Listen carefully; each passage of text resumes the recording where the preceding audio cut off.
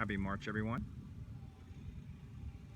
Just coming out of the 2015-16 winter, and growing season's starting to happen. Just want to give you an update on our blue course, especially our blue greens. We're going to try to catch up with Dennis Batts and interview him on what we can expect, what he sees, and how we're going to get our greens up to the standards we strive for. All right, we got Dennis here. Dennis, looks like we have some action going out here on the blue course. What you got going on today? Well, today's Monday and the blue's closed, and we're aerifying the blue greens for the second time this year. About a month ago, we aerified them. What do you find that's helping? Well, it's definitely going to help. It's going to open up the soil to get more air down into the soil, to help the water to get down into the soil, loosen it up a little bit. Hopefully encourage the roots to grow a little more. So typically you don't aerify this early, but we're trying to be a little more aggressive this year. And the blue greens have struggled, but I think here in the last couple of weeks they're starting to finally respond. The warmer weather has helped.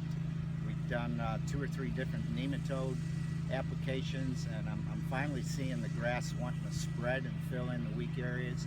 I'm seeing some nice white roots developing, so I think it's only going to get better. There's a few areas that are a little thinner than others, and I think we're going to have to do some additional plugging in those areas.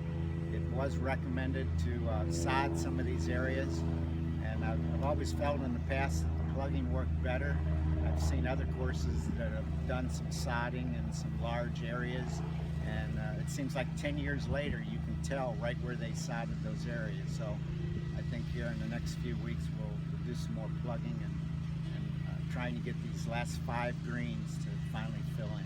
So we're coming out of the winter time. Obviously the grass doesn't grow very rapidly during that time frame. What are some of the steps we've done to kind of help improve the conditions down here? Well, we have done a lot of fertilizing, trying to push the grass. Top dressed, aerified. This winter we raised the height of cut, try not to put as much stress on the grass. When you raised the height of cut, did you do for all 3 or just down here on the blue? Just on the blue course. Okay. So right now the blue greens are fairly slow. We have tried to do some rolling when time permitted. Try to get the speed up a little bit, but now that they're starting to respond, I have been able to lower the height of cut a little bit over here, and maybe we can start doing a little more top dressing and rolling, and eventually start spraying with a growth regulator like we use on the white and red, and get them to tighten up and get some speed back. Now you mentioned your nematodes. I know it's with some of our nemicides that have been taken off the market or not being produced anymore. What kind of procedures are we taking to try to help control those pests? Well, I've mentioned we've used several nematicides.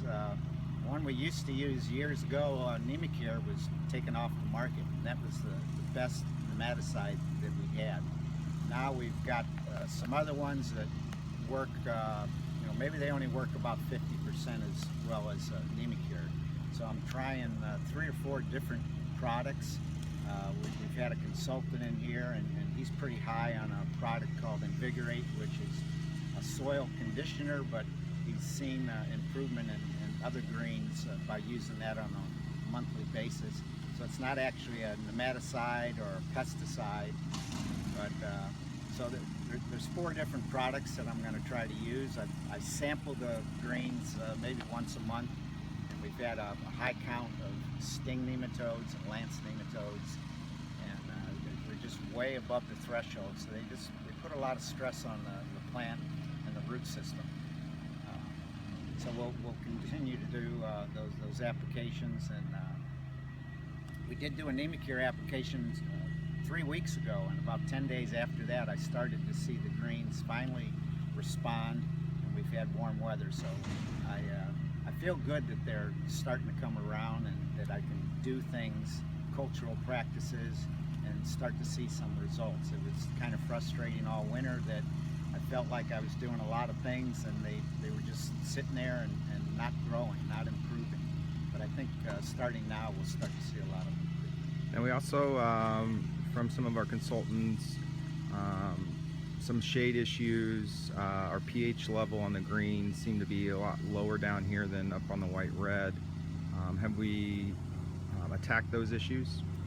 Yes, we have. I've done approximately 8 applications of either dolomite or high cal lime, which will help raise the pH, and the pH has come up from anywhere 4.5 to 5 up to in the low 6s right now. So definitely seen our improvement there. That's something that I'll have to watch on a monthly basis. It's kind of a slow process when you apply those. It takes 2 or 3 months for those to really break down in the soil. But that's something in the future that I'll have to keep a close eye on and do probably more applications. Even on the white and red greens, I've increased I use a gypsum product over there because the pH is high over there. So I don't want to raise that any higher, but I want to get the calcium levels up to help offset the sodium and the salts and the bicarbonates that are in our reclaimed water. We have very high levels in the water that affects the soil.